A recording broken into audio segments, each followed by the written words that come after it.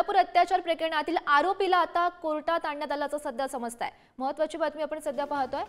या प्रकरणात खरं तर आरोपीला अटक करण्यात आलेली होती आणि सध्या या आरोपीला कोर्टात आणण्यात आल्याची सध्या माहिती मिळते। धक्कादायक असा खरं तर प्रकार बदलापूरमध्ये घडलेला होता। त्याचे तीव्र पडसाद संपूर्ण राज्यभर उमटलेले होते। आपण त्या संदर्भातली ही दृश्य पाहू शकतो। या प्रकरणी आरोपीला सध्या अटक झालेली होती आणि या आरोपीला सध्या कल्याण कोर्टामध्ये आणण्यात आल्याचं सध्या समजते। आपण त्या संदर्भातली ही दृश्य पाहू शकतोय। तर या संदर्भात अधिकची माहिती देत आहेत आमचे प्रतिनिधी निकेश शार्दूल सध्या आपल्या सोबत आहेत। निकेश, सध्या आपण पाहतो या प्रकरणात तीव्र संताप संपूर्ण राज्यभर पसरतो आहे आणि त्या आरोपीला सध्या कोर्टामध्ये आणण्यात आल्याचं सध्या समजते। काय सध्याचं वातावरण आहे त्या ठिकाणचं? नक्कीच बदलापूर शहरामध्ये ज्या प्रकरणावरनं तणाव पसरलेला आहे, तणावाचं वातावरण निर्माण झालेलं आहे, त्या प्रकरणाचा आरोपी अक्षय शिंदे याला आता कल्याण न्यायालयात हजर करण्यात आलेला आहे।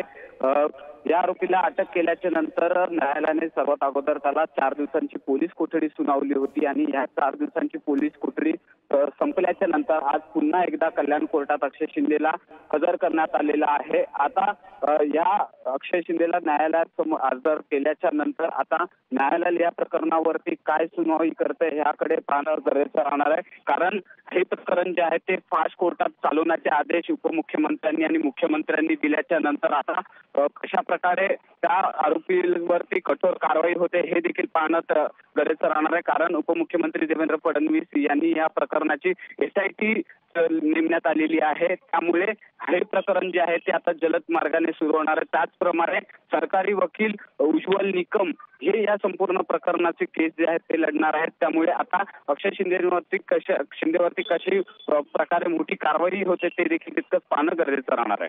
निकेश, या सर्व घडामोडींवर असंच लक्ष ठेवून राहा। तुरंतच धन्यवाद दिलेल्या या माहितीसाठी। तर अक्षय शिंदे याला सध्या कल्याण कोर्टामध्ये आणण्यात आल्याचं समजतंय आणि त्याच्यावर काय कारवाई केली जाते हे पाहणं सुद्धा महत्त्वाचं ठरणार आहे।